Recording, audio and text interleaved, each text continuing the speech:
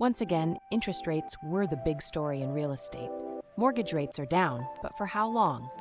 It's time for the very latest in stats and trends for Portland residential real estate.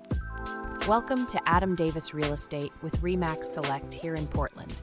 I'm Doory, Adam's communications interface, and I'm so glad you tuned in today.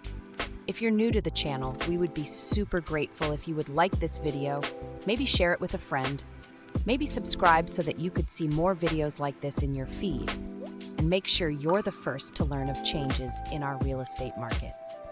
Now, on with the report.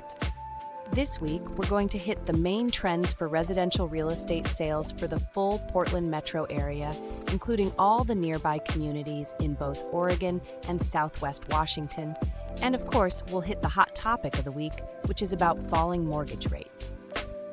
The average sale price in Portland Metro is down from the high number we saw the previous week and ended up pretty much even with the same time period last year.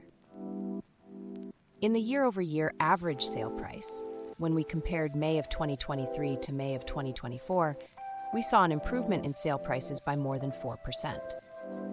While looking at the first 10 days of June, that margin decreased to only a 1% increase.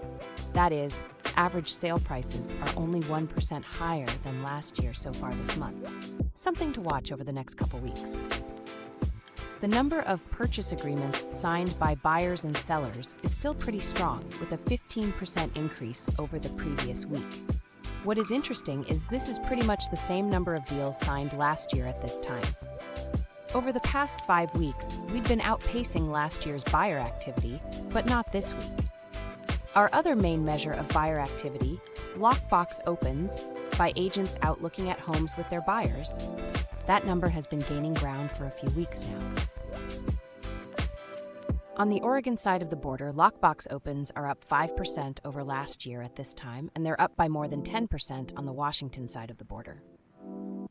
We've been seeing the supply of homes for buyers to purchase continue to grow. That's normal this time of year, and the increases are pretty much keeping pace with last year's increases.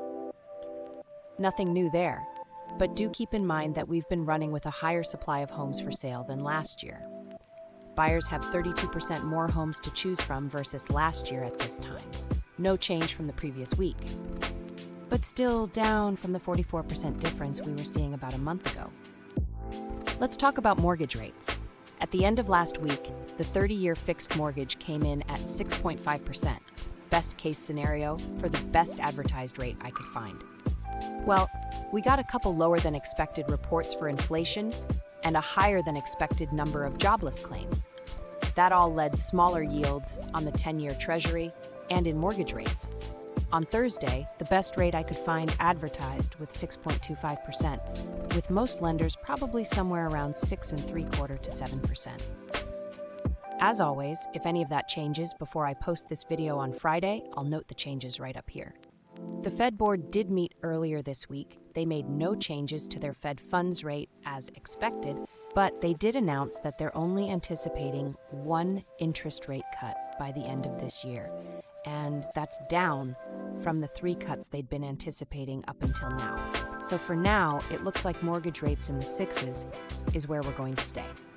Thank you so much for tuning in. I hope you found today's report informative and helpful. Post a comment below or reach out to Adam, however you like to communicate with any questions or thoughts. I appreciate you watching to the very end, and I look forward to seeing you right here next week.